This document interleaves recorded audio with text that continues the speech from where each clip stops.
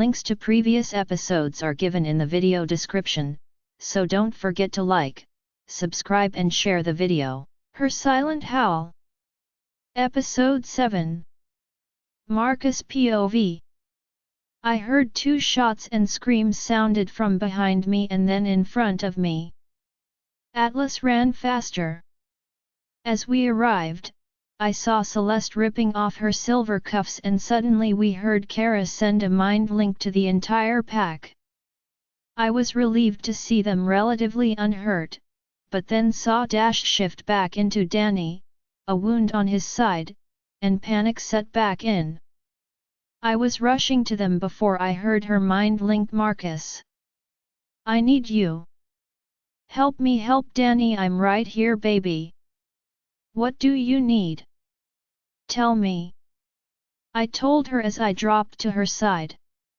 I need to heal him, but Kara said it's going to take a lot of energy, just help us. Hold us. We have to get the silver out. I wanted to argue with her. I didn't want her to put herself at risk, but I held my tongue. I knew this could be the difference between Danny making it through. Kara knows. She knows about the pup. She said the goddess told her when Celeste was given the wolfsbane. She's been healing the pup. She said she can pull on us to heal Danny. We can't break contact. Atlas said in my head. I put my hands over hers on top of Danny's wound.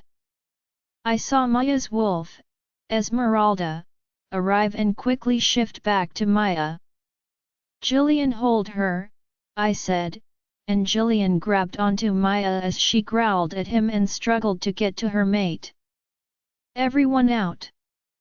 Head back to the pack house and secure the prisoner. No one is to remain here but Jillian, Maya, and the pack doctor. I commanded as I started feeling Kara pull on my energy. Celeste's hands began to glow and then we did. As the pull of energy got stronger, Celeste and Danny floated about a foot off the ground as I stood behind them, making sure my hands didn't break contact. I watched as a silver bullet slid out of his wound and the silver that had already made it into his bloodstream began to dribble out. I started feeling really tired and felt as Kara started to slow the pull of energy, but Celeste hadn't stopped. That's enough to lie. He will live. We've healed him. He can finish healing on his own. Stop, it will hurt the pup, Atlas growled. I felt joy coming from Celeste for a split second before a feeling of exhaustion took over. The glowing stopped and I felt her faint. Drive west, I growled and the doctor rushed forward, using the stethoscope on her flat stomach to check on our pup. After a bit, he got up and nodded to me. Strong heartbeat Alpha. She likely just needs rest but I'd like to monitor her at the hospital. I nodded at him before he moved over to Danny, who was still bleeding, but was conscious and alert. After getting checked out, Drive West said he could walk back to the pack hospital and he would stay there to make sure that there was no more silver in his system. Jillian, please tell the Alphas and the Council that we will still be meeting first thing in the morning after Celeste wakes. Let them know what has happened tonight and that the Blood Moon Pack is officially at war with Crescent Moon for attempting to kill my Luna. They will remain in the cells. I want them in silver cuffs and chains all night. Anyone from our group that needs to see Celeste can come but they have to be quiet. She needs to rest. Yes Alpha, Jillian said as we walked into the hospital and I placed Celeste gently down on a bed. Danny refused to leave Celeste and my side, so they brought in another bed and monitors for him. Maya was at his side, growling at anyone that suggested she move away so they could get him hooked up. Eventually, the nurses gave up and moved around her as they worked. Kelly, Rat, MRS Quinn, Dad, and Marie all filtered into the room with Jillian. Some of the alphas wanted to push the meeting to tonight, but I explained that was impossible as your place is with the Luna. Councilman Matthias helped. They will meet us at 10 am, he reported. Drive West came into the room with a monitor. He paused at seeing how many people were in his patient room but sighed and continued his work. I think he realized this wasn't a fight he would win. He moved the monitor towards Celeste. He looks at her still in her dress and goes to the hanging room partition. Everyone fuss over Danny for a moment. We need to remove the Luna's dress, he said as he handed me a hospital shirt and pants and closed the partition to give Celeste some privacy. I gently undid her zipper and removed her dress. I put the pants on, and as I was putting on her shirt, I looked down at her flat belly. Our pup was growing in there. I leaned down to give her stomach a kiss, my emotions threatening to overtake my composure. Altus was purring in my head, a fierce protectiveness emanating from him and me. The partition opened and Drive West put some gel on her stomach and turned on the ultrasound machine.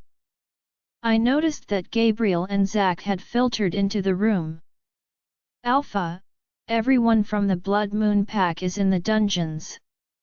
We put silver chains on all of them. Luna Luisa is requesting that Sandra be taken off the silver shackles so she can heal, Zack said. Take the silver chains off, in maybe another hour, I said, and he nodded. He and Gabriel looked torn between leaving to complete their duty and their concern for Celeste. You can both stay.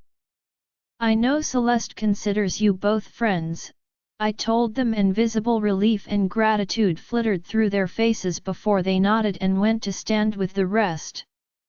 I turned back to Drive West as he fiddled around with the wand probe for a minute or two before he turned on the sound.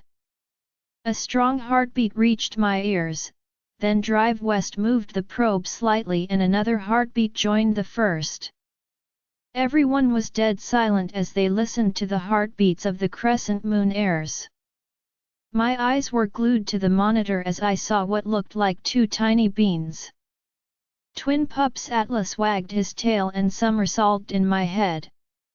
I felt Celeste stir and I looked down at her. Her eyes fluttered open and she smiled as she looked up at me. I bent down to kiss her with every inch of love I felt for her. She responded to my kiss with as much fervor, before she felt the probe on her stomach. She scrunched her nose at the monitor.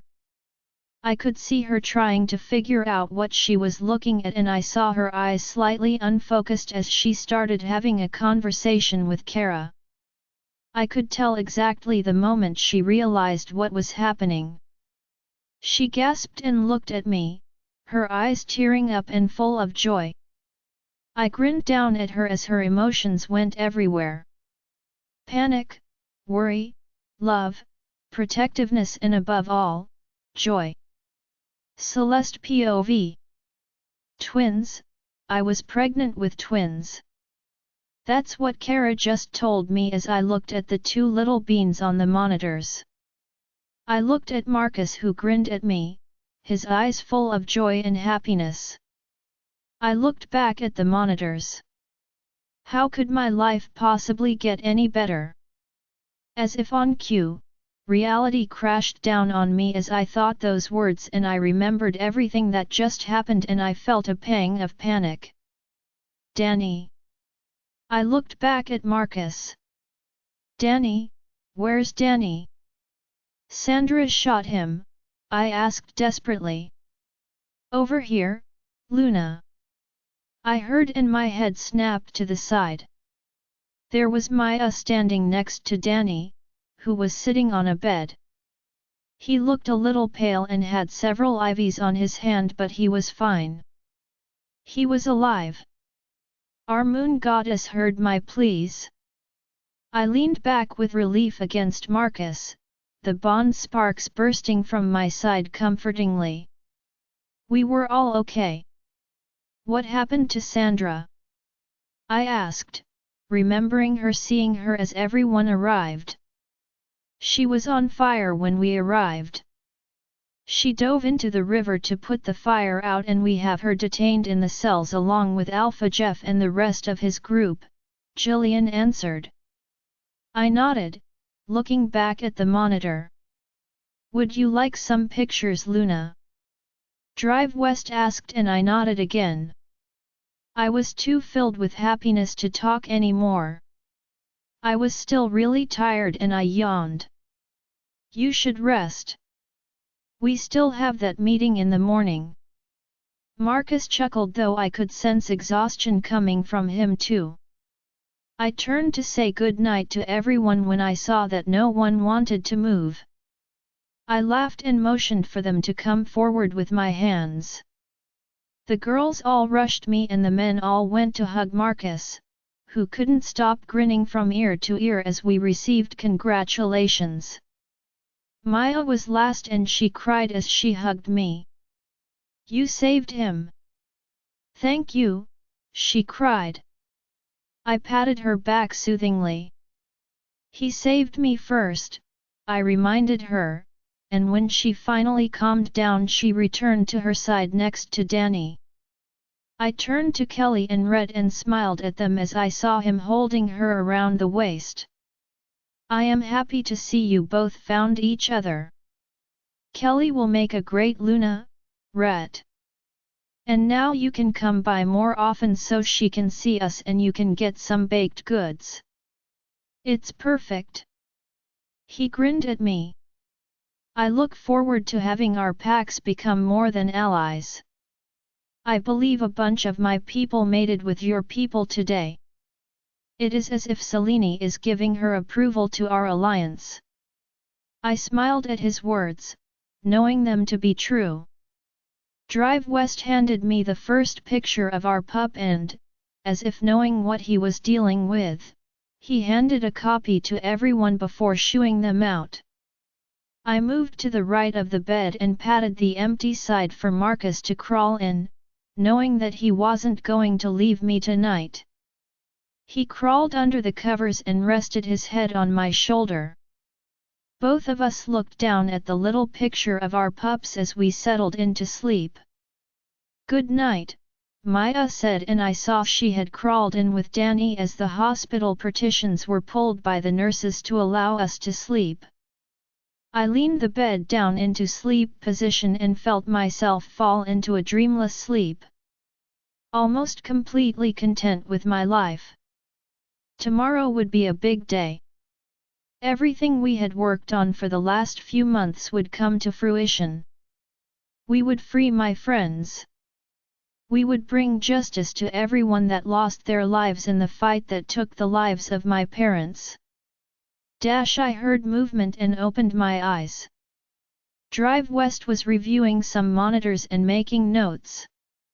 He saw I was awake and smiled. Good morning, Luna. I think you can go home. I will draw up your discharge papers shortly. Everything looks perfectly normal. You and the pups are in perfect health. I'll be giving you some vitamins for you to take with you. I thanked him as Markus woke up next to me. I've been given the all clear, I told him with a kiss. What time is the meeting with the council again? 10 am, he said, helping me off the bed. We looked outside the partition and saw that Danny and Maya had already left. What time is it? I asked him. He pulled out his phone. 8:30, we should go change and get ready, he said. He quickly mind-linked someone. Drive West gave me prenatal vitamins and scheduled some appointments for us, and then we left the hospital. We walked into the pack house. Maya had a couple of plates of breakfast coming out of the kitchen. Danny at her side, munching on a biscuit. I've got some breakfast for you guys, she said brightly, Danny's going to set up the conference for the meeting so you have some time to shower and get ready. Celeste, make sure you eat all of it, she said. I looked at the plate. There was lots of fruit and some peanut butter while Markus' plate was full of sausage, bacon, and eggs. I raised an eyebrow at her. Why didn't I get normal food?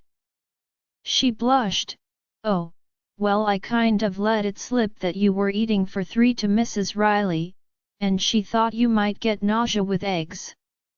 I laughed. Well, I haven't gotten any nausea yet, but tell her thank you. I grabbed my plate and picked a slice of bacon off Markus' plate as I headed towards the elevator. The door to the elevator was closing as I heard a little boy running and giggling as Luna Kiera appeared to be chasing him, one of our guards right behind her. It looks like having a guard with the other alphas here has really helped Luna Kiera, I mentioned to Markus. Yeah, I don't remember what happened to her when she became Luna. Dad might know more. I made sure the guard was aware that she is not to be alone with other alphas and Lunas unless she is okay with it, and to remove her the moment she looks to be getting uncomfortable by faking a mind link from us so that she wouldn't be forced into an uncomfortable situation. She seems to have taken a liking to little Cade, Markus explained. She sounds 15 years younger playing with him, I said as we reached the bedroom. We put our plates down and went into the bathroom. We didn't have a lot of time before we had to go down to the meeting. I walked in and paused. There were melted candles all around the bathroom. Rose petals leading to the tub that was full of cold water, petals, and a faint smell coming from it. I turned back to look at Markus, whose face told me he seemed to have forgotten about the bathroom. He sighed and looked at me. It was supposed to be my surprise after the party. To relax you after a long day and before a longer one. I completely forgot about it yesterday after you were taken. I'll have someone come clean it up later, he explained, and I rushed to hug him. We just stood there in the middle of the bathroom, not speaking for a couple of minutes but just enjoying being in each other's arms. We showered and changed. I opted for a chiffon button-down pink blouse and black skinny pants. I brushed my hair and tied a half ponytail. I added some light pink eyeshadow and lip gloss. Markus was just sitting on the bed, just looking at me. I smiled at him. What are you looking at? I asked. The mother of my pups. The woman that owns my heart and I want to see next to me every morning when I wake, he answered without hesitation. Well, aren't you feeling romantic today? I teased. He almost purred as I started walking towards when I saw him get a mind link. He sighed. Everyone is ready for us, he said, getting up from the bed. We headed into the conference room. Markus POV. We walked into the conference room. All of the alphas were seated around the room. There was a small table at the center of the conference room where the council was sitting. Kelly and Rhett, both fully marked, mated and completely engrossed with each other as they waited for us. Jillian, Danny and Maya were sitting all together at one side of the conference room immediately to the left. Alpha Jeff, Luna Luisa, Beta Trevor, Sandra, and Levi were all sitting across from them. Lucas was in the hospital getting the liquid silver taken out of his bloodstream. He would never use his leg again. The prisoners were surrounded by guards. I was glad to see that Sandra was still covered in burns and looking. Parts of her hair were missing and singed and she still smelled like burnt flesh. Alpha Markus, could you please explain the nature of this meeting? Councilman John said. I asked for everyone to be at this meeting today because I needed to request the council to open an investigation on the Blood Moon Pack. However, after last night's incident and some incidents that occurred a few days ago, I now ask that actions be taken immediately against the Blood Moon Pack. All of the alphas started whispering to each other. What are you accusing the Blood Moon Pack of exactly, Alpha Markus? One of the councilmen asked. 12 years ago, Alpha Jeff challenged Alpha Corey for his Luna. There was a fight after the challenge that you deemed legal as Alpha Jeff alleged the Sky Moon Pack would not honor the outcome of the challenge. You based this on his word, and the fact that there appeared to be no survivors from Sky Moon to refute his version of events. I am requesting action be taken against Alpha Jeff for lying and killing the Sky Moon Pack. I am also accusing him of kidnapping, starving, beating and selling the surviving members of the Sky Moon females. That's a very serious accusation. Do you have proof to back up that claim? Another councilman asked. My mate and my Gamma's mate can both testify that they are, in fact, survivors of the Sky Moon Pack fight and that all of the servants in Alpha Jeff's pack house are also survivors.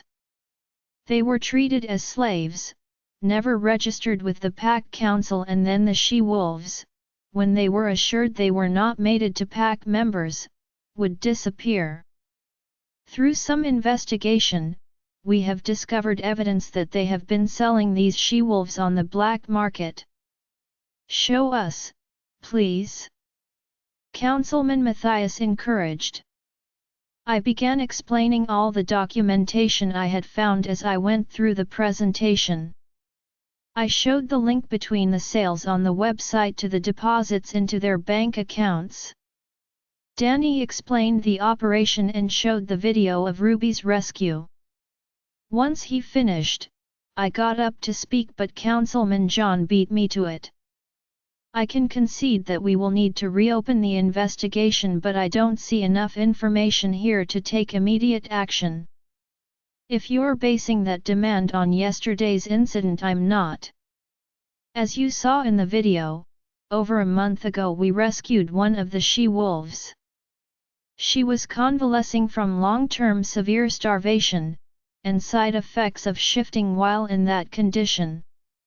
A couple of days ago, a van pretending to be with the caterers for yesterday's celebration, came onto my land, kidnapped her and killed her. We managed to catch up to them, but were too late to save Ruby. We did, however, catch the two murderers, who also happened to be the traffickers. These events also happened at the order of the Blood Moon Pack. Are they Blood Moon members? No, they belonged to the Desert Moon Pack. I said, trying to keep my patience at all of the interruptions. If they would just let us finish. Then why are we not questioning the Alpha of Desert Moon Pack? I had nothing to do with this. Alpha Charles stood up. Because they were not working for the Alpha of Desert Moon. They were working for the Blood Moon Pack, I said. Please, Councilman, allow us to continue with our presentation. It will all make sense at the end, Jillian said. Please, continue. One of the eldest of the council agreed. I pushed play and let them listen to Levi speak. Alpha Jeff tried to get up to hurt him but was quickly pushed back down into the seat by my guards. Finally, we finished with everything but the photos. Celeste had agreed that unless they were needed, she would not show them. One of the councilmen got up after brief deliberations. I agree that immediate action should be taken. I vote to remove the ranked members of the Blood Moon Pack immediately. We will have a full sentencing trial at a later time. I move to dissolve the pack completely. We can give the rest the option to join other packs or become peaceful rogues, Councilman Matthias said. There were a lot of murmurs in favor of this, and Alpha Jeff paled as he realized he was done for. The sentencing trial would just be for show, they would not give them anything less than death. I will leave the council to decide the proper punishment and actions towards the pack. However, Celeste and I said as Celeste joined me at my side, would like to request the girls from the Sky Moon pack join Crescent Moon, as survivors themselves. Maya and Celeste know the type of needs these girls will need to overcome all that they've suffered for the last 12 years. What proof do we have of the treatment of the she-wolves? I have seen nothing, Councilman John started. I can attest to what I saw when we attended the Alpha's daughter's coming-of-age party, Red stood up. As can I, a couple of others stood as well. They are his allies. Alpha Jeff roared. You can't sentence me to death on hearsay. You can go see these women in my pack, they are healthy. Perhaps now, Celeste spat, finally looking at him. Beta Jillian has been sending money to Dr. Castle to provide food and medicine to the girls until we could set them free. We have the receipts to prove that and testimony from the doctor, but if you want proof, we can show you that, she said, and I gave her the remote. She clicked through the pictures and I could tell even the coldest of the alphas was appalled at the photos. If any of these photos are not sufficient, I can assure you, the scars are still quite visible, she said. There's no need, Luna. I think we will be taking Alpha Jeff, Luna Luisa, and Beta Trevor with us for sentencing. Meanwhile, I believe Sandra was caught red-handed attempting to kill you, resulting in the near death of the Crescent Moon Gamma. I am assuming, as she's still in her bindings, that you would like to keep the charges against her. Celeste nodded and turned to Sandra. In the clearing where you found me, a few hundred yards deeper into the woods, you will also find the body of her mate. The man was a visiting guest from the Desert Moon Pack. She refused to accept him and instead killed him with a silver bullet. She should pay for his death as well. I raised my eyebrows at that.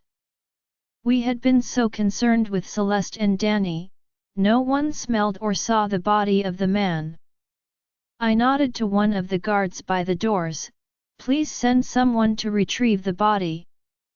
Alpha Charles, you will want to take the body with you for proper burial. Alpha Charles nodded and stood up to follow him when Levi stood. Wait. Alpha, please. My mate and child knew nothing of what happened. Please, they are your pack members. I beg you, don't let them kill my pup. He said as he cried, the desperation and anguish clear in his pleas. Alpha Charles looked at me. Are you saying you are wanting to ask for the lives of his mate and child? He asked. Levi looked at me with confusion in his eyes. Looking from me to his Alpha.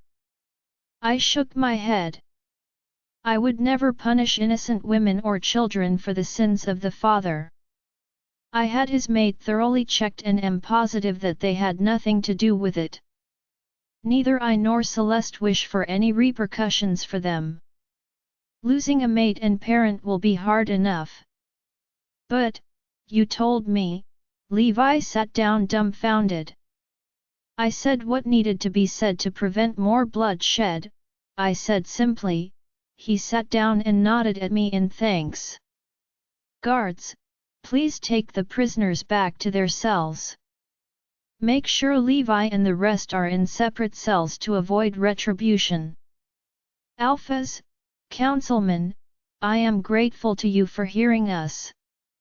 Celeste also wished to acknowledge the Gamma of Blood Moon Pack never participated in their treatment, nor did we find any connection to the crimes we discussed, I said as I wrapped my arm around my mate, Celeste, and I have a bus ready to begin the journey to the Blood Moon Pack to retrieve the girls. I will leave the rest of the pack's fates in your hands. I do, however, wish to extend an invitation to Dr. Castle to join our pack. Our pack is growing in numbers and he is a familiar face to these girls. That is acceptable, Alpha Markus. If the doctor wishes to join your pack, he is most certainly welcome to do so, I nodded to him. Lunch will be served in the dining room in about 15 minutes. I thank you for coming to my Luna ceremony, Celeste said, as everyone started walking out of the conference room. Alpha Troy hung back after everyone left. I don't know if you were aware, but my Kiara was mistreated by her Alpha before I found her. She is the sweetest thing, you could see the love for his mate in his smile. If you don't mind, I would like to tell her your story. I know she is already comfortable with you both.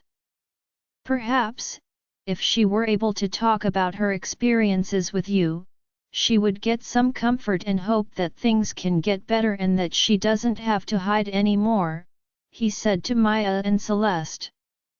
I think that would be a good idea, Celeste said. There's one more thing, Alpha Troy said, and I saw him mind link someone. A minute later, Luna Kiara walked in with little Kate hanging from her hip. She looked a little scared but also determined. One of the unfortunate effects of her treatment is that Kiara is not able to carry children. We've been considering adopting for the last year and to be honest, Kate has captured both of our hearts. I have learned of what happened to his parents from the headmistress of the orphanage and would like to discuss the possibility of you allowing us to adopt him, Alpha Troy explained. I looked at little Cade playing with his teddy on her hips, like it was the most natural thing to him. I didn't even have to ask Celeste, I could feel her joy through the bond. I think that's a wonderful idea. We will talk to the headmistress before I leave, I said, and Celeste completely abandoned me as she ran to Luna Kiara and hugged her and kissed Cade. Alpha Troy, Luna Kiara, and her guard left and we were left with just the gang. We stood silently for a couple of minutes, before my dad brought out a bottle of champagne from under his seat and a bunch of cups. You did it. Time to celebrate, he said. He poured everyone some champagne, though when he got to Celeste, he put the bottle down and brought out a juice box from his pocket. We all laughed as he poured Celeste some apple juice. To justice for Corey and Bella and all of Sky Moon Pack, he said, and we all drank. Celeste's stomach rumbled, how about we get some lunch? I will have the bus and our vehicles ready to travel, I said, and we all filed out towards the dining room. Celeste POV. After all the guests had left shortly after lunch, we started the trip to Blood Moon Pack. We were in several SUVs full of people. Kelly had left with Alpharette, promising to come back in a few days. Alexander and Marie had agreed to stay and look after pack matters along with Mrs. Quinn while we went and dealt with the girls. Two of the SUVs were full of guards to make sure none of the warriors at Blood Moon Pack attempted to prevent us from taking the girls. We were about 2 HRS from the pack when I felt Maya fidget. It was subtle at first, but as we got closer, she was becoming agitated. Danny kept trying to distract her and soothe her, but about 10 minutes away from the pack borders, she started freaking out. Stop the car! I can't! Please stop the car! Stop the car! She said, in full panic mode. Markus pulled to the side and we hadn't come to a complete stop before the door flew open and Maya ran out. I made a move to go for her when Danny stopped me. "I got this one, Luna," he said solemnly before he jumped out and walked to where Maya had dropped to her knees. I watched as Danny held her and talked to her. Maya visibly shaking. "I want her and Danny to stay behind when we go to Mexico," I told Markus via mind link. "I'm sure she will be fine." "It's this place," Markus said. I shook my head. "She hasn't healed like I thought she had. She hides it well. She has never been on her own, without me. I thought I was doing my job, trying to protect her, but I think I've just been keeping her vulnerable. I want her to stay and see how strong she is without me. I want her to train. Actually, I want all the girls to train. This is the best way to get your power back from the last 12 years. I want her to lead, because she can. She just needs to figure that out on her own," I explained. "I will talk to Danny about it." "I've never asked, do you need to talk to someone about what you went through?" I turned to look at him and he looked concerned. From the mate bond, I could tell he was concerned for both me and Maya. I smiled at him through the mirror. It probably wouldn't hurt either. Maya and I have already been talking to the pack therapist about group sessions. It might do us some good to have some individual sessions too. He nodded. "I love you." "I love you more," I responded. Maya and Danny came back into the car. She tried to apologize but Markus didn't let her. She looked at me to apologize and I popped a grape into her mouth before she could, making her laugh. We set back out on the road. When we passed the pack territory grounds, I couldn't help but shiver. This had never been a happy place for anyone. I once thought this place must have been cursed by the moon goddess. I felt Kara pacing and I wondered if my theory was right. We arrived at the pack house to find the Gamma waiting for us with about 12 of their warriors behind him as they sensed their borders breached. We had not called ahead, afraid they would hurt the girls. We had instead requested an official decree from the council to avoid confrontations. Jillian had spoken to Dr. Castle. He'd asked him to gather as many of the girls as he could in a hospital room. He and his family would also be joining the pack. We had stopped on the way in to grab a rental moving truck for him. It was to go straight to his house once we gave them the signal. Alpha Markus, Alpha Jeff went to your Luna ceremony and has yet to check in since yesterday to let us know of their return. Now we find you arriving without my Alpha, he said, suspicion thick in his voice. I'm afraid I have come with some bad news, Gamma Richard, Markus said as everyone stepped out of the SUVs and placed themselves behind Markus. The Blood Moon warriors were twitching for a fight. He gave the decree to Gamma Richard. I could see the emotions and surprise pass quickly through his face as he read it. He glared at me before he turned his eyes back to Alpha Markus when Atlas growled. You're dissolving the Blood Moon pack? He asked incredulously. No, as the letter states, the council has chosen to do that and they will be here in 2 days' time to begin the process. I am only here for the girls from the Sky Moon pack. They are to join my pack and get the help they need. There are no girls from the Sky Moon pack here, he growled. I remembered that he was not Gamma when we first got here, so he wouldn't know. His pack had also been swallowed by Blood Moon, though I believe his people had fared a lot better than mine. We are here for the women taken when Alpha Jeff murdered my father, Alpha Corey. They are the girls that have been working in the pack house for the last 12 YRS. The ones that have been disappearing after they get their wolf, I said to him.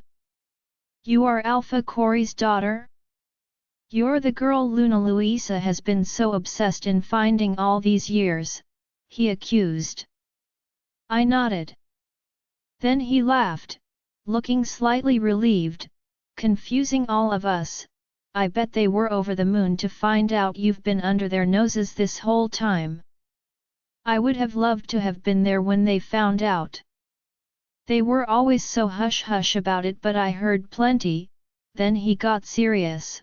What's going to happen to the rest of us? That's for the council to decide. I believe joining the others' packs is one of the options, I said. Then I added, you were never mean to us. Why? He shrugged. I never quite understood what happened before I got here. I was just told you were slaves and should be treated as such. My old pack was absorbed by Alpha Jeff. He kept me because he needed someone to lead the warriors he wanted to add to his army. He liked my fighting style. He killed his other gamma when I got here. I have never had a slave, nor did I know of anyone who did. I could never bring myself to treat you badly just because you had been unfortunate enough to be in his warpath. Markus grabbed my hand. We have a long road ahead. Can you please ask the girls to head to the hospital? Dr. Castle will also be joining our pack and has already begun gathering some of them for us. Gamma Richard turned to the warriors. Bevan, Donald. Go tell the girls they are to gather their things and head to the hospital. Do not mention anything about leaving. They will panic and try to run. Tell them we're making remodels to the suites and they will be staying in the hospital for the time being. Two warriors broke away and headed inside. Jillian began texting Dr. Castle and the moving truck driver to head to his residence. We were about to head to the hospital when I saw Gamma Richard begin to take a step forward and hesitate. I turned back to him. Was there something you needed? Are all of the girls leaving? He asked. I nodded as Markus joined my side. He looked to be having an argument with his wolf and then he sighed. 2 weeks ago, one of the girls was beaten for burning dinner. She almost died. I told Alpha Jeff she had. Something happened when she asked me for help so close to death. My wolf is overprotective of her. She has been staying in my room since, recuperating. She's still not awake. I know she turns 19 in 4 months, but my wolf is convinced that she will be our mate. I raised an eyebrow at that. Does Dr. Castle know? Yes, he comes to check on her once a day. He said she is in a healing coma. She was so close to death that it took everything she had to hang on. He is hoping she wakes in another week or so. Markus nodded. I will speak to Dr. Castle. We will transport her if he deems it appropriate. His eyes flicked to his wolf before he shook his head and turned away and bared his neck in submission. Sorry, he's fighting me. I was surprised that his wolf was so convinced that she was his mate that he would challenge an alpha. Markus, though, seemed to understand. Once the council is finished with the dissolution of the pack, you can come visit her. If you turn out to be her mate, we will not stop you from taking her where you are going, if she accepts. He hesitated and looked down at me for a moment. I cannot offer you a spot as a ranked member. I am more than happy with my gamma, but if you wish to stay, we would offer you a place in my pack. The decision is yours, he told Gamma Richard. Thank you Alpha Markus, I never wanted to be Gamma. It was not an option for me to refuse it. I think I would like to take you up on that offer. Markus nodded to him again. Then once you have helped the council, make your way to Crescent Moon. I squeezed the arm I had around his waist approvingly as we headed to the pack hospital. Markus POV. I probably should have consulted with Celeste about offering Gamma Richard a place in the pack, as she and the girls were the ones that had dealt with them for 12 YRS, but something inside me moved when his wolf challenged me when I told him we were taking the girl. I believed him when he said he thought she was his mate. Jillian's words that morning I met Celeste had replayed in my head. The way Celeste squeezed my waist after, told me she approved, which was a relief. We walked into the pack hospital to find it chaos. The 2 guards that were tasked with getting all the girls were fighting against 4 warriors trying to get in through the double doors. I could hear and see the girls screaming each time one of them slammed on the door. A very pale and slightly doctor was on the other side of the door holding it closed. I felt Celeste's arm leave my waist and I grabbed her arm before she could join the fight, Atlas coming forward. The pups, he growled as we pushed forward. Jillian, Danny, and the guards followed behind. I sent a quick mind link to Maya to make sure Celeste didn't follow. I grabbed the first guard trying to push through and rolled out my aura to make the rest submit. Jillian and Danny grabbed and pinned another as the guards grabbed the other 2 and helped the other guards up. What is going on here? Why are you trying to attack my pack members? I growled. None of them spoke. I looked at the one I was holding by the throat and pushed the full alpha command into my voice. Why were you trying to attack these minors? He whimpered and tried to fight the command until Atlas pushed forward. Answer us, he said. Luna Luisa left instructions that if anyone came looking for the girls, that we were to kill them so no one would find out who they were, he answered. I looked at the men pinned. They were all older. Were all of you present at the fight? I asked, and I saw Gamma Richard running into the hospital, taking in everything that was happening. Yes, we were there, he answered after trying to fight my command and failing. I turned to Gamma Richard. I want these 4 taken to your dungeons and left there for the council to question. They appear to have more information of what happened the night of the fight. My guards will assist you, I said, and a guard came over and took him from me. You too, I turned to the 2 guards. Thank you, my men will take it from here. They bowed their heads and headed out the double doors. I looked back at Celeste, stretching my hand out. She came over to me. Ready to lie? I asked. She was slightly pale, and before she could say anything she put a hand to her mouth and her eyes went wide. She ran to the nearest trash can and threw up all of the fruit she'd munched on the way here. I held her hair back until she finished and Maya handed me a bottle of water and some anti-nausea tablets. I looked at her with a smirk. She shrugged. I asked Drive West about her lack of nausea. He said it was common for some not to get it until after the first month, which he said was probably within the next few days, so I thought I'd be prepared. Celeste came up and took the bottle from me. She swished some around her mouth before she spit it in the wastebasket and then took a sip. Goddess love you Maya, she said as she took one of the tablets. Maya smiled brightly. Drive West said your nausea might hit worse than usual because it's twins. I stacked my purse with stuff for you. Celeste glared at me before she got up, and that had me confused. Wait, what did I do? I asked as I followed her to the double doors. Kara said we caused this. Atlas said, torn between amusement and sadness, that our mate was mad at us. I sighed, that was not a fight I would ever win. I simply took her hand as I opened the double doors for us. She approached the girls and I could see their surprise at seeing her there. Even more so when Maya walked in with Danny and Jillian behind us. No one said anything until a girl that looked to be about 13 pushed through everyone and ran straight at us, arms open.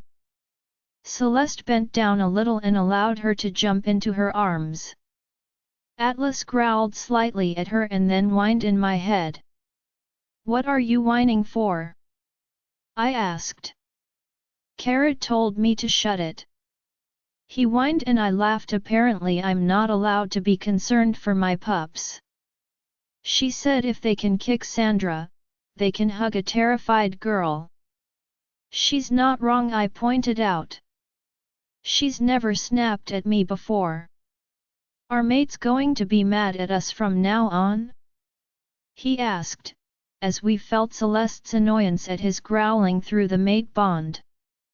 I don't know. We may be in for a rough few months. I think we're about to get used to being put in our place. I predicted. No one tells you these things when they talk about having pups. Atlas said with his tail between his legs. They certainly don't. We'll have to ask Dad for some advice when we get home.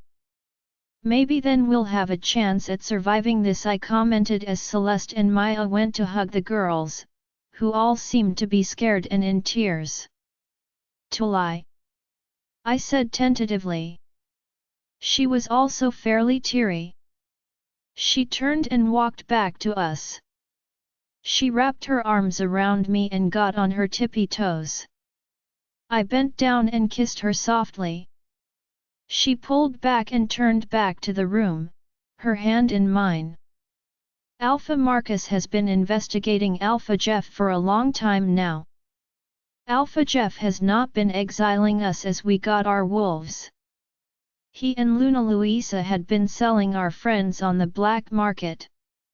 When the girls started shaking and crying, Celeste let out her Luna aura. It was so strong, as strong as an alpha aura, but still somehow gentle. The girls started calming down and looked at her in awe. We had a meeting with the council this morning. They have stripped Alpha Jeff of his title. We are taking you home with us. Crescent Moon Pack is a place where we have been accepted, she said. But you're mated to ranked members, one of them said. We are just slaves. Celeste was going to respond when Maya surprised us both, taking a step forward and speaking, I wasn't always mated to Daniel. I spent an entire month at Crescent Moon before I met him. Everyone at the pack was kind to me, helped me, and cared for me. Alpha Markus allowed me to study. They never beat me or touched me or made me feel worthless. The short time I've been at Crescent Moon, I've come to realize that what we've gone through here is not how an alpha treats its pack members, no matter how low ranked they are. Celeste is an amazing Luna. Celeste stepped forward too. We won't be forcing any of you to come with us. You are free, but I would hope that after everything we have been through together, that you give us the chance to take care of you. Beta Jillian has been giving Dr. Castle money to feed you since we left. Gamma Daniel has been investigating the black market sales, often putting himself in danger. Without his effort, we would not have had the proof to present to the council. We are bringing Dr. Castle and his family with us. You will have a full assessment by doctors and therapists. You won't have to work until the doctor clears you, and when you do you will be paid for your work. Maya and I have been organizing this since we left. You will go to school, and once you have an education, we will discuss what you want to do. If you choose to go to another pack, you are free to do so. We're giving you back that power. Your life is yours to choose again. The council is also doing some research on each of you. They will look to see if you have any family that had been outside the pack before they were murdered. You see, no one outside of this pack had known that you were survivors of the Sky Moon. We had been led to believe you all died, I told them. I could see them thinking and talking to each other. Finally, it was the same little girl that rushed Celeste that spoke up first. I want to go with Celeste. She always stopped Sandra from hitting me, she said, and Celeste smiled at her and took her hand with her free one. Slowly, all of the girls accepted coming with us. Celeste let out a breath. We have a bus outside ready to take us home. Bring what you want to take and meet us outside. We have clothes waiting for you at home. It's about a 5-hour drive back, and we will be stopping to get takeout on the way, so the sooner we hit the road, the better, I said, and the thought of takeout seemed to get everybody excited. I grinned at Celeste, happy with the joy I could feel through the mate bond coming from her. Dr. Castle, my men are at your house. They are helping your mate and kids load the moving truck. We can drive there to pick them up. Someone will drive the truck back.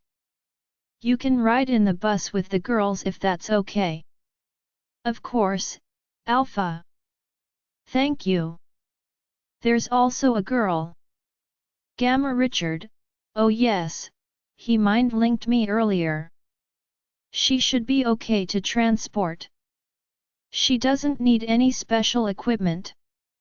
She's just in a healing sleep. I'm sure we can set up some seats in the bus into a makeshift bed for her. I nodded, and then I felt sick. I frowned, and it took me a moment to realize the emotion wasn't mine. Celeste suddenly took off and ran straight for a waste basket, Maya right behind her. I went and rubbed little circles on her back as she threw up again. Oh God, please tell whoever has been eating jerky to grab something else to munch on, she mind-linked me as she heaved again. Odd request, but if you're eating jerky, please throw it away in a different room. We will get food on the way home. The Luna is expecting and the morning sickness just started to hit, I told them. I heard a quick "I'm sorry" squeak, and a girl of about 15 ran out of the room, running back in 30 seconds later, her face beet red. Let's head home, I said, and they all started moving around, picking up some bags with their belongings. They are coming out. Make sure to help any that need it, I mind-linked my warriors. Yes, Alpha, I heard back. Celeste stood up and groaned. Tulai? I asked as she swayed. I'm fine, just stood up too quickly. Let's get out of this place, she said, and we headed out behind the girls. Gamma Richard met us outside. He was carrying an unconscious girl very gently. You could see how scared he was to hurt her and how much he cared. Zach, please grab any blankets and pillows you can find. We need to make a bed in the back of the bus, I ordered. He struggled with his wolf as one of the guards came to take the girl from him, but he finally let her go.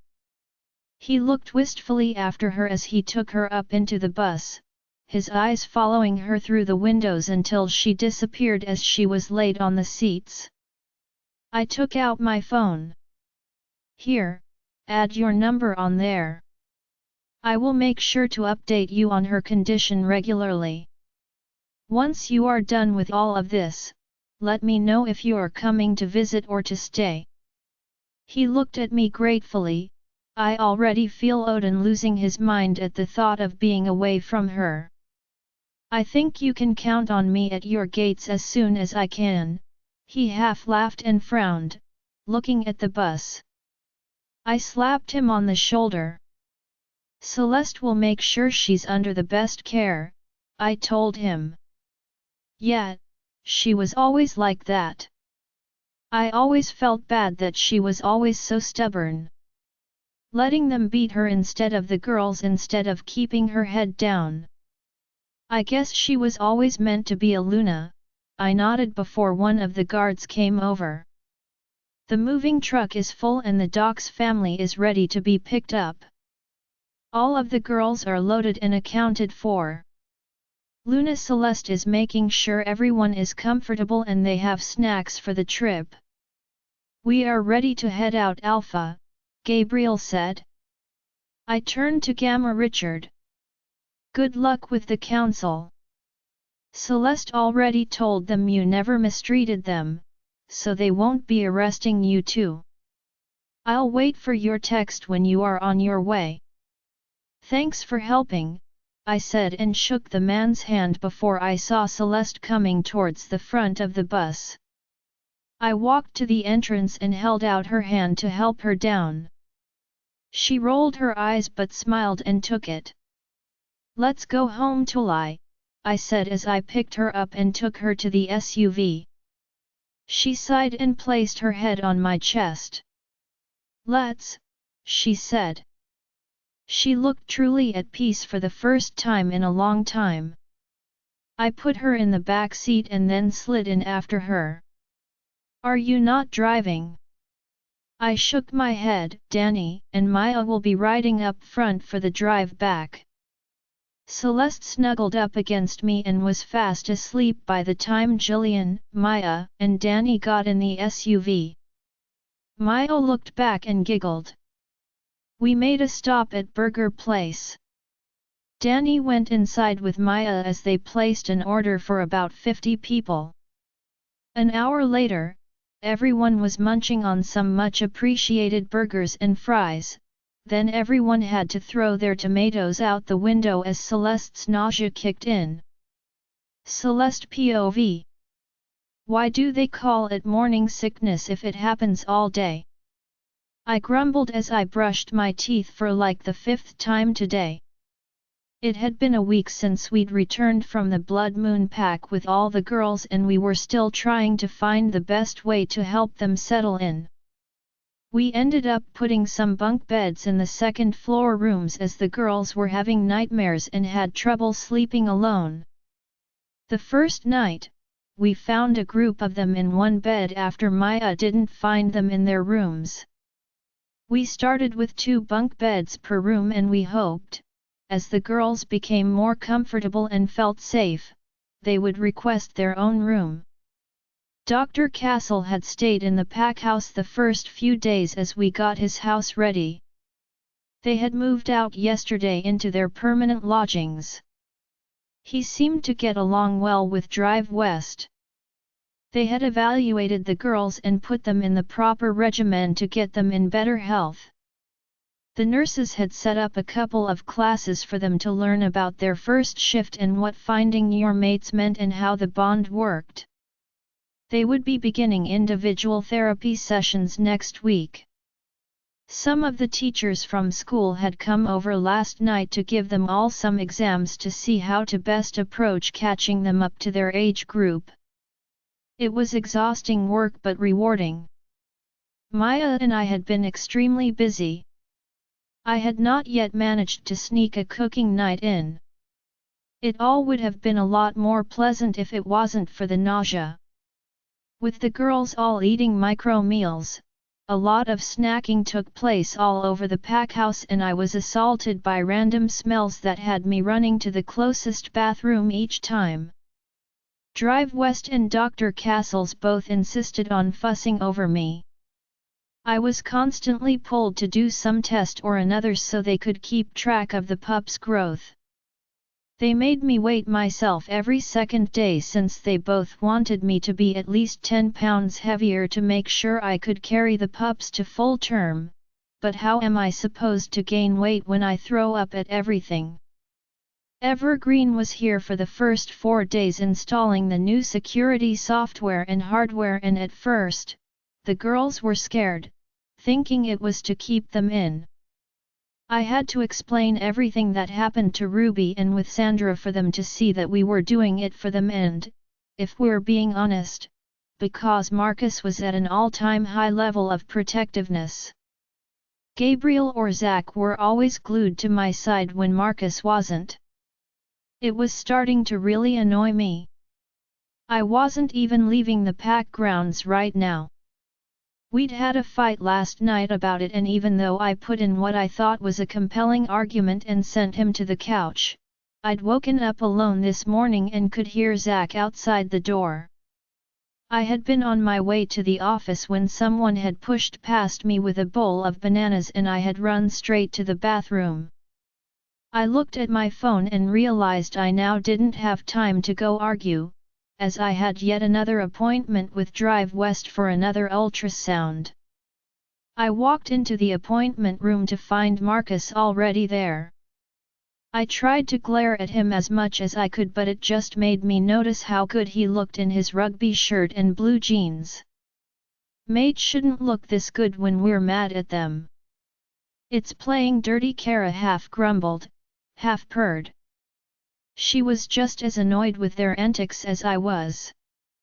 I had a sneaking suspicion that part of it was the hormones, but no, I was right in this.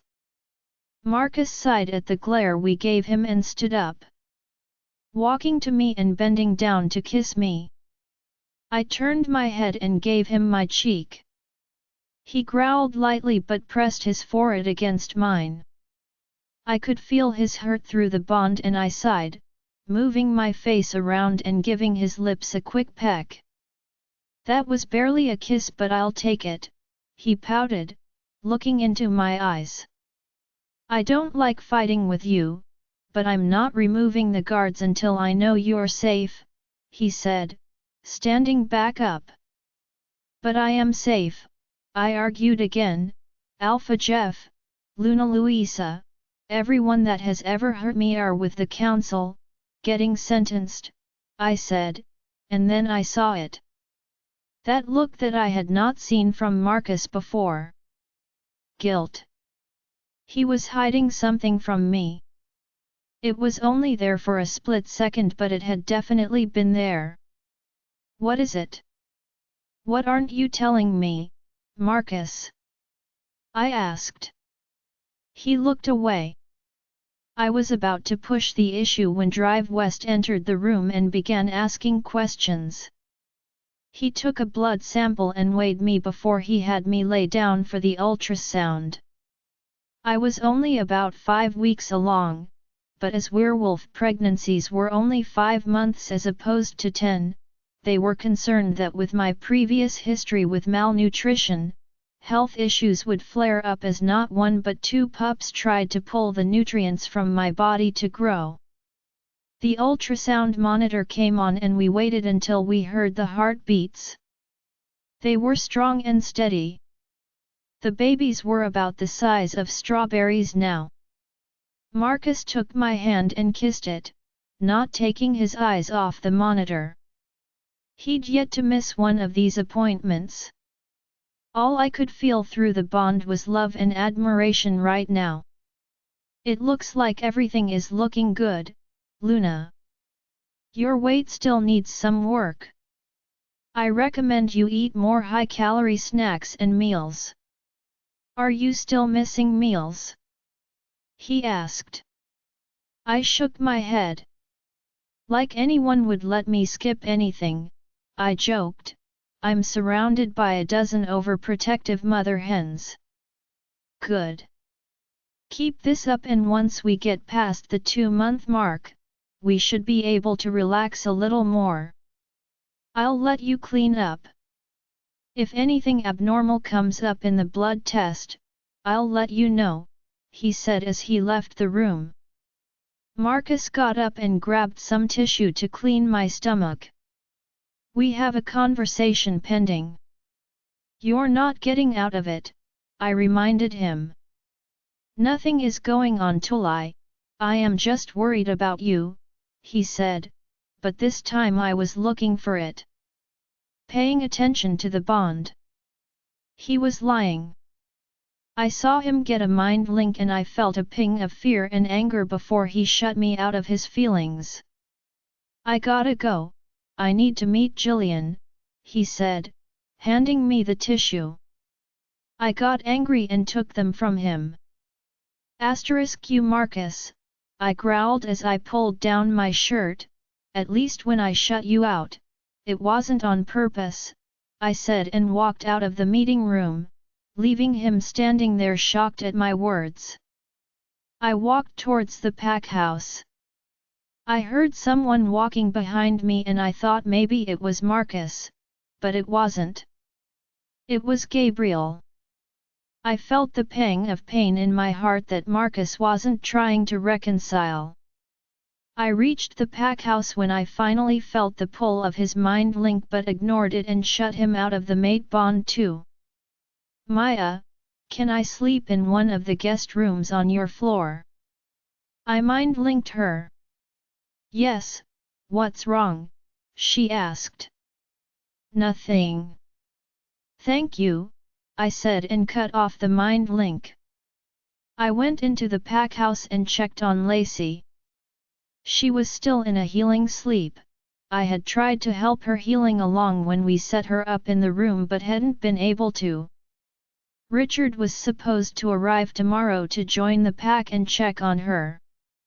I looked into the room next to hers. We had left it empty so Richard could feel calmer next to her. I spent most of the afternoon talking to the teachers about the girls' levels in reading, writing, math, science and history. As expected, science and history levels were very low for most of them, so we decided those subjects they could take together as a group. Reading, writing and math varied depending on the age and the job duty they had at Blood Moon, so we divided them up into 4 different group levels. By the time we finished, it was time for dinner. Markus had tried to mind link me all day and I was still ignoring him, so I sat down with a couple of the girls for dinner. I could feel Markus' eyes on me the entire time. After dinner, I was wiped. Being mad while functioning was exhausting. I had already grabbed some clothes from the bedroom earlier, so I headed straight for the guest bedroom. I was asleep within 30 minutes. Some time later, I heard the door crash open. I blinked several times as the light was turned on to see an angry Markus in the doorway. One of his eyes black, one of them grey. He was breathing hard. I huffed and turned around, pulling the blanket over my head. I heard him stalk forward before the blanket was taken from me. I turned back over and glared at him. I'm trying to sleep. Aren't you the one always saying I should get more rest? Give me back my blanket, Markus. This is not your blanket, he growled, tearing it apart. I raised an eyebrow at him. This is not your room. This is not even your floor, he said slowly. He closed his eyes and took a few deep breaths before he opened them up again. Both of his eyes back to grey.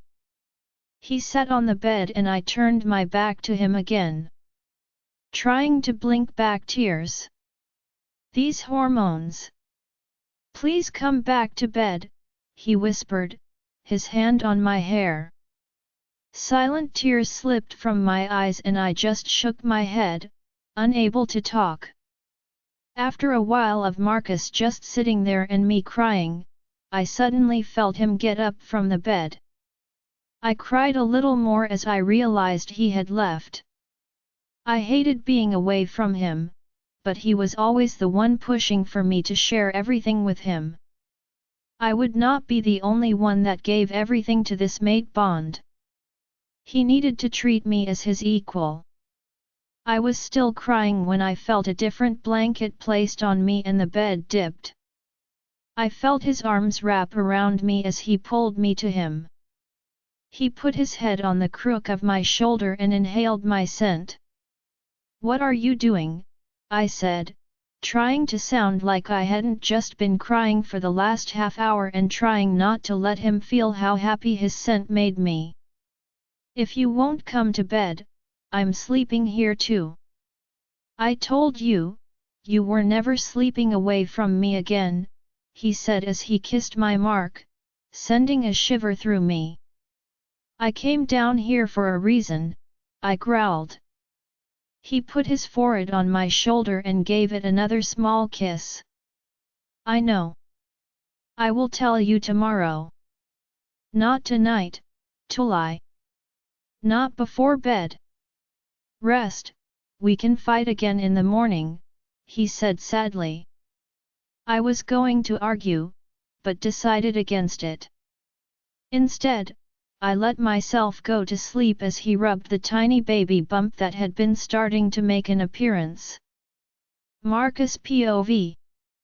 I watched Celeste eat her Pop-Tart in the morning. My neck was hurting from falling asleep with no pillow last night.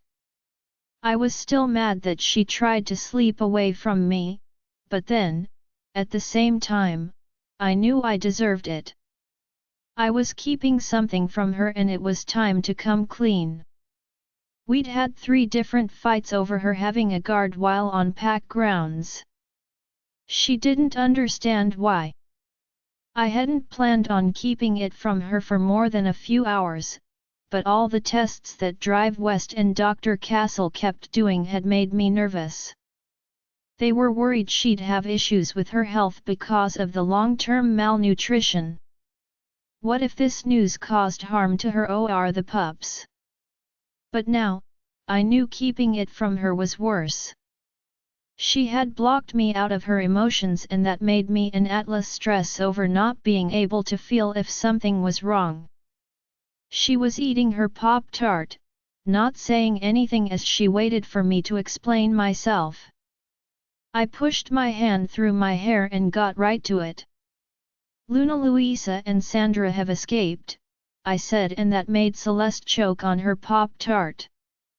I ran over as she hunched over choking and patted her back. She continued to hyperventilate long past choking. I could feel her emotions going all over the place as she processed the information. I sat down and put her on my lap and hugged her, letting the mate bond and Atlas and my determination to keep her safe calm her down. I smelled burning. Celeste's eyes were ablaze and I looked around and saw that the wastebasket was on fire. "Jillian, can you come to my office? Celeste is having a panic attack and the wastebasket is on fire." "On my way," he said. Less than a minute later, he came in with a fire extinguisher and put out the wastebasket, then the chair that was right behind us. "You told her then?" he asked. I nodded, but that was to be a mistake. Celeste snapped his head to Jillian and he paled at the look she gave him.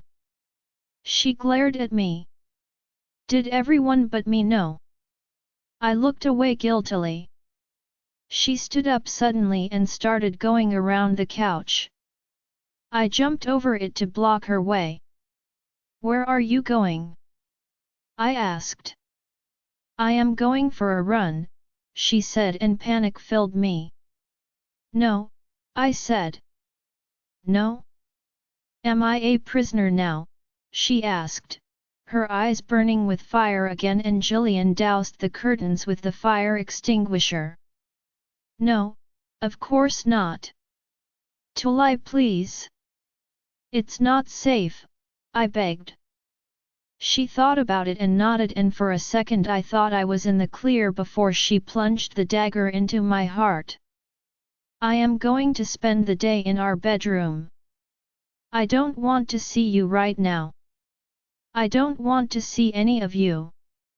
You all need to respect me for who I am. I will no longer be a passenger in my life. She walked around me and stopped at the door. Try to push me and I will jump out the window and go on my run, and we both know, none of you can catch Kara, she growled. Her eyes flickering to black a couple of times. She was fighting Kara, but I felt like she was fighting her to stop her from losing her on us. Kara had been feeling the hormones a lot harder than Celeste. I felt her shut me out of the bond again as she stomped past the door towards the elevator. I saw Zack follow her up. I walked over to the desk and dropped on it, putting my head on my hands. This is not how I hoped this would go, but at this point, I counted myself lucky she hadn't run away. Kara shut you out too? I asked Atlas. He whined shortly after telling me what she wanted to do with us if we got close enough. Should I tell Maya to go check on her? Jillian asked. I shook my head. No, I'm pretty sure she was included in her list right now. I don't doubt she would follow on her threat. The best thing to do is wait out her anger and then hope some groveling will smooth things out later, I answered miserably. Have we heard anything from the council? I asked. Finding them would go a long way to mulling things over with Celeste. I had sent 2 of my best trackers to help. They followed them to no man's land, but they are hesitant to send 3 wolves by themselves into rogue territory. I slammed my fist against the desk, hearing it crack. Have they figured out how they got away? Beta Trevor got his hands on a wolfsbane dart gun from one of the guards and managed to get the keys to their cuffs off him. He uncuffed the women but didn't manage to get them off him or Alpha Jeff. The girls shifted and ran as the guards struggled with the men. He informed me, "We will find them, Markus." I sent a couple of guards to join the others. They know what's at stake. They won't let us down. Celeste will be okay. I leaned back into the chair and tried pulling on the mind link. I was blocked. But will we? I said mostly to myself. Celeste is kind and rational. Her hormones may be making things worse right now, but she will forgive you. Just give her time. I looked at Jillian. You haven't said I told you so, I mentioned, remembering he was against keeping things from her. I think you're miserable enough without adding to it, he smiled kindly. I suggest asking Mom what the proper way to grovel is. She sure made Dad do it often enough. I was miserable the rest of the day. We had never really fought much before this and I was not okay with it. She was my drug, my calm, half of my soul. I had kept her so close to me since she had disappeared from me last month. I didn't know how to be without her, even knowing that she was just upstairs. I needed to see her smile at me, that sparkle in her eye when she thought of a smart reply and the way her body reacted every time I touched her. I kept trying to mind link her until she opened it once and yelled at me to stop. I could tell everyone else was also upset that she was angry with them for the decision I ultimately made. She didn't come down for lunch or dinner, and when I texted her that she needed to eat, she sent Melissa, the 13-year-old girl we brought with us, 4 plates for both of them to eat. Occasionally, she came down for more snacks. When I asked her how Celeste was, she said she was only allowed to tell me that she was annoyed and that they were watching TV. That night, when Melissa came back down with the empty plates from dinner, she looked at me with pity before she said, "Luna, Celeste said she needs space. You can come up to sleep, but she warns you not to wake her up and that you should get up early before she wakes up."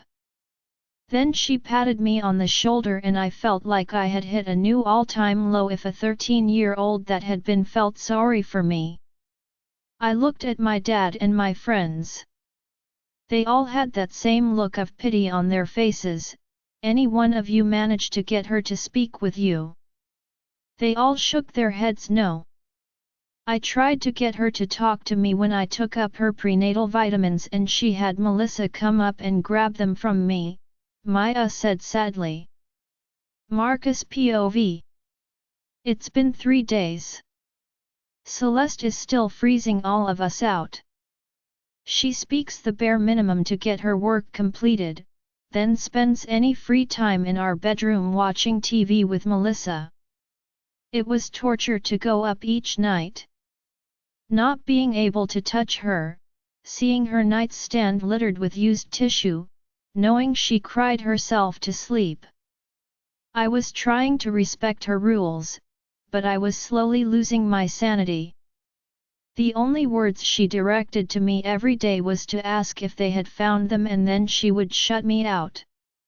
Even her appointment with Drive West, she had changed the timing of the last one so I had missed it, instead asking Drive West to give me a copy of the ultrasound and summary of what was discussed during the appointment. Melissa was my only source of information, since Kara was also freezing out Atlas. We were moody and short-tempered with everyone. Melissa was only allowed to tell me that my tool I was eating, but also told me that she was now more sad than angry. Everyone in the pack house was miserable as they saw their Alpha and Luna fighting. Finally, not knowing what else to do, I asked Mrs. Quinn and Marie to meet me at Dad's apartments. They both looked sympathetic when they saw me walk in. "Please help me," I just about cried, "I can't do this much longer. I miss my mate." I was past the point of pathetic and both women took pity on me. They gave me advice on why my actions triggered Celeste the way they did, and what I might be able to do to get her to talk to me. I got back to my office and began looking at everything I might be able to use. "If this doesn't work, I say we lock ourselves in the room with her until she talks to us," Atlas growled. Kara wasn't speaking to him either. The few times he'd tried she would only open the connection long enough to remind him of what she'd do to our manhood and shut him out again. I was contemplating Atlas' plan when Jillian burst through the door, Danny right behind him. They looked pretty excited. "What's going on?" I say. Jillian put the phone down on the desk. "Evergreen, you're on speakerphone." "Good morning, Alpha. I was just telling Beta Jillian that I finally managed to make contact with Luna's distant family. They are willing to meet next month. They are a bit remote, so the sooner we can get back to them, the better they can prepare." "That's great, Evergreen. I will call you shortly with a response," I said. "Yes, Alpha," he said and hung up the call. "Why wouldn't you accept the invitation?" Danny asked. "You know Celeste already said we were going." I sighed and reclined back in my chair. "Because I've already ended up enough not telling her about Sandra and Louisa. I'm not about to make any more decisions on her behalf." Without the half-open door burst all the way open and Celeste walked in, flying into my arms, tipping over the chair past the point of no return. I managed to grab her as we went down and hugged her to my chest to prevent her from hurting herself. My head hit the back of the chair with a whack and I saw stars for a second. The pain was not important though, as I felt the rush of sparks dance down my entire body. Goddess, I'd missed her. Are you okay? I asked her. She smiled and dipped her head down to my lips. My reaction was instantaneous. 4 days sleeping next to my Tulai without being able to touch her had given me the biggest case of blue balls in history. Leave, I mind-linked my friends. Way ahead of you, Jillian and Danny responded as I heard the door close shut. The moment I heard the click, I pushed my hands into her hair, pushing my tongue into her mouth and groaned. I love the taste of her. We laid there on the floor for a few minutes. I was relishing in being able to have her body close to mine again, feeling the bond sparks, when she started to move away. I held onto her and looked down at where her face was on my chest. Don't leave again please, I pleaded. I couldn't do it anymore. I couldn't be away from her. I felt like a part of me was missing for the last 4 days. She kissed my chin and rolled over to where she was laying beside me. Her hand on my chest, drawing small circles on it. I'm sorry, I said, looking up at the ceiling, I should not keep things from you. I was worried about the stress on the pups but instead, I just made it worse. We work better together. I'm sorry too. I was hurt and angry, but I took it too far. My hormones are all over the place. I was coming to talk when I heard what you said to Jillian and Danny, she answered. When is your next drive appointment? I asked, not wanting to dwell on the past 4 days. I had my soulmate back and I would do whatever I needed to make sure I never lost her again. 30 minutes, she said, looking at her phone. Will you come with me? I turned on my side so we were facing each other. I wouldn't miss it. I kissed her nose. I want to cook tonight. Creamy Tuscan chicken with saffron rice, she said as I helped her up from the ground. We adjusted our clothing. That sounds amazing. Do you need someone to help you? I asked. No, it's fairly simple. I tried to stand up my chair again but the back leg was broken. Celeste blushed when she saw. Sorry, I was a little too eager, she giggled. It was old anyway, I said, mind-linking the assistant to order a new one. Come, let's go check on our pups. I grabbed her by the waist and we headed to the pack house. I saw several people's faces light up seeing we were no longer fighting. So, shall I tell Jillian we accept the invitation to head to Mexico? I asked. Yes, maybe by the time we get back, the elders will have captured Sandra and her mom, she answered, wrapping her around my waist too. It felt so right. Atlas was wagging his tail again in the back of my head and I could tell he was talking to Kara too. We arrived at the drive appointment. Drive West seemed happy with the progress of Celeste's weight and blood tests. Celeste laid down and lifted her t-shirt to reveal her stomach.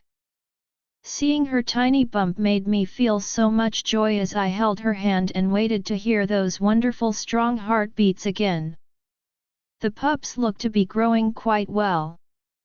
They will be large, something normal with alpha pups, and since you're both of alpha lineage, we can expect that bump to grow quite large before the end of the pregnancy. Given your small frame, we might need to discuss bed rest as we near full term, but we will cross that bridge when we come to it. Other than that, everything appears to be going great. Keep eating as you are, we are seeing very positive results, he smiled at us. Next week, we should be able to tell the gender of the babies, unless you want to speed things up with a blood test. We can wait, Celeste said as she looked at me to confirm, as long as the three of you are happy and healthy. We can definitely wait, I told the doc. Celeste POV. It was day 4 of our fight and I was done. I had lost steam and had realized that while I was right to be angry, I might have overreacted a little. I could see how everyone was miserable over the last couple of days, but I needed to find a way to express what I needed. I couldn't and wouldn't let anyone make decisions for me. I deserved to know what was happening. How can I protect myself if I don't know the threats? Being a delicate porcelain doll wasn't really my thing, and what hurt the most was that everyone was treating me as such. Markus was supposed to be my partner, not my parent or my keeper. Even Kara, who had wanted to do unspeakable things to Markus and Atlas manhood, was feeling a little sheepish at her reaction. Atlas had stopped trying to link her and it made her sad. We had agreed that the pregnancy hormones were likely part of the issue, and we decided to ask Markus to come with us to the next doctor's appointment. The office door had been partially open and I heard Markus telling Danny that he wouldn't be making any decisions for me anymore. That he'd made a mistake not telling me about Sandra. With a little pushing from Kara, we flew into the room and onto his chest. We'd missed him and we didn't care that Danny and Jillian saw how we threw ourselves at our mate. Now I was cooking dinner. Everyone in the pack house seemed happy to see me back out of my room. I'd had plenty of offers to help, but I'd grown close to Melissa in the past few days, so I'd taken her on as my apprentice. She seemed to be enjoying it, having never been allowed to touch anything that wasn't bleach at Blood Moon. Danny and Jillian came into the room. They kind of shuffled their feet from one side as they elbowed each other, trying to decide who would speak first. I rolled my eyes, amused at their antics. I pushed forward a batch of brownies I had made earlier for the kids at the pack house at them. They grinned and grabbed the container, sitting on the kitchen counter as they talked to me about what had been happening with the girls' training and who was improving the most. I was turned to the stove when I felt a set of delicate arms around me. I turned and hugged Maya back. She was close to tears. "Hey, it's okay. Sorry. I claim pregnancy as my defense," I chuckled at her. "You've never been mad at me before," she said. "And I have a feeling it might be a long 4 months for all of you," I teased her and she laughed. She went over and sat on Danny's lap and started eating brownies. "Aren't you guys eating dinner?" Melissa eyed them as they wolfed down most of the batch while she chopped mushrooms and sun-dried tomatoes. "Of course, Celeste is cooking." "Who would miss that?" Jillian spoke with his mouth full. "How are you able to fit all of that plus dinner?" she asked. "Their stomach is bigger and they have their wolf," I told her. "They need more calories because they burn so much more. You will see. You will be eating lots once your stomach is used to it, and then even more after you get your wolf," I said as we continued to prep. We went into dinner and the girls were very excited about having my food. They had only ever had scraps or bites of it before. I sat with Markus and we talked pleasantly about the trip. Danny and Maya now knew they were not coming. They were okay with staying to take care of things as long as we promised they could go the next time. Maya looked nervous about being in charge for a week. "You will be fine. You got this," I reassured her. "The girls are lucky to have you in their corner." She smiled at me and gave me a quick nod. The next week passed by quickly. Lacey had finally woken up, and while she couldn't confirm a mate bond because she didn't have her wolf, she did feel safer when Richard was around. We allowed them to keep their side-by-side rooms, though Markus assured me he had spoken to Richard about the fact that Lacey was still a minor. We were heading to a remote area about 2 hours southeast of Mexico City near Parque Nacional El Tepozteco. The pack was even more remote and we would be surrounded by volcanoes. Communication was not going to be easy, so we were trying to arrange everything before we left. Jillian was practicing his Spanish every day. I could hear him walking around with his phone in his hand and headphones on, repeating phrases. Markus was trying, but Goddess knew it was almost a lost cause, so I was teaching him just basics. It wasn't like my Spanish was perfect.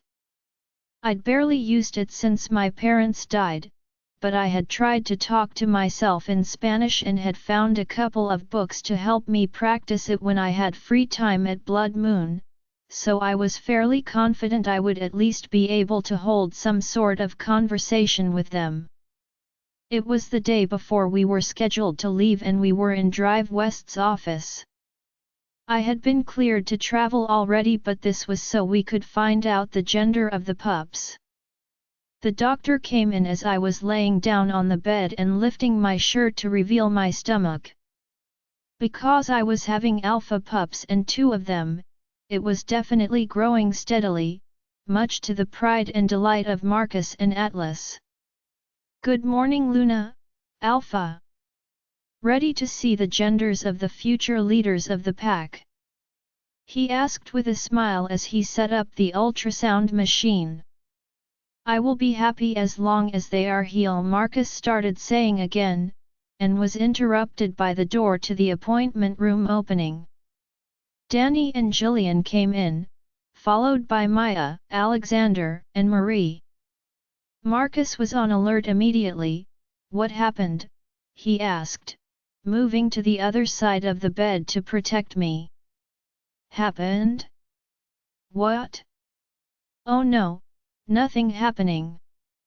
Danny said, looking at the ultrasound machine and the probe still in Drive West's hands. We didn't want to miss the gender reveal, Jillian said, his eyes twinkling with excitement. I couldn't help but smile. I already knew they had an ulterior motive. Markus rolled his eyes and moved back to the other side of the bed as the others scooted closer. I saw Melissa, Gabriel, Zach, and a few other warriors outside the door. We were going to tell everyone, Markus sighed, you don't all need to be here. I giggled. This will be cold, Luna, Drive West said as he turned on the monitors. I saw Melissa, Zach, and Gabriel trying to sneak their heads in the door without actually being inside, and I laughed as the cold gel was put on my stomach. You may as well get in here before you fall sideways, I told them, and they blushed and walked inside. Drive West put the probe on my stomach, and after a bit of probing up and down, a clear black and white image of one of the twins came into view. The entire room started cooing, but were in silent awe the moment Drive West turned on the sound and the loud heartbeat echoed through the speakers. He started shifting the probe, trying to get a picture of the gender. Well, Alpha, it looks like our first heir is a girl, he said, and Markus' entire face lit up. He bent down to kiss me as we heard many excited voices on our side, but we paid them no mind. Drive West was now looking for pup number 2. Another strong heartbeat sounded and everyone held their breath. I smiled. Our second heir, he said, pointing at the monitor, appears to be a very unbashful alpha male, he finished, laughing. It was true. The pup's legs were basically opened wide for all to see. Markus looked like he'd won the lottery. I get one of each. He howled happily.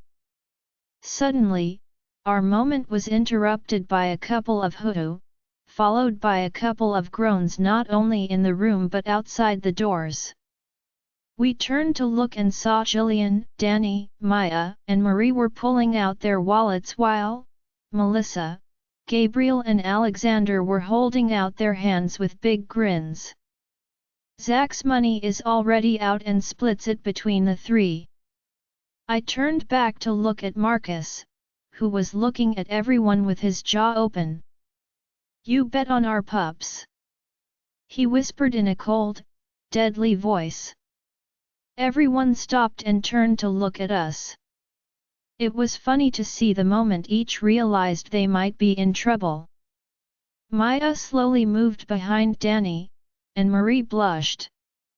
Jillian's phone rang and he must have thought that would defuse the situation because seconds later Kelly's voice could be heard screaming, "Boy and girl! Boy and girl! I told you it wouldn't be all boys. You are paying my share, there's no way she would give away the gender with twins." Jillian paled as he pushed the end call button when Markus let out a growl. "You looked at my mate." Markus half growled. I was trying really hard not to laugh at this point, but then Melissa slowly inched over to my end and handed me half her share of the money. Markus' eyes snapped down to the money that was now in my hand and then looked at me. "You too," he said. I burst out laughing. "I mean, I'm growing them," I said, and I had tears in my eyes.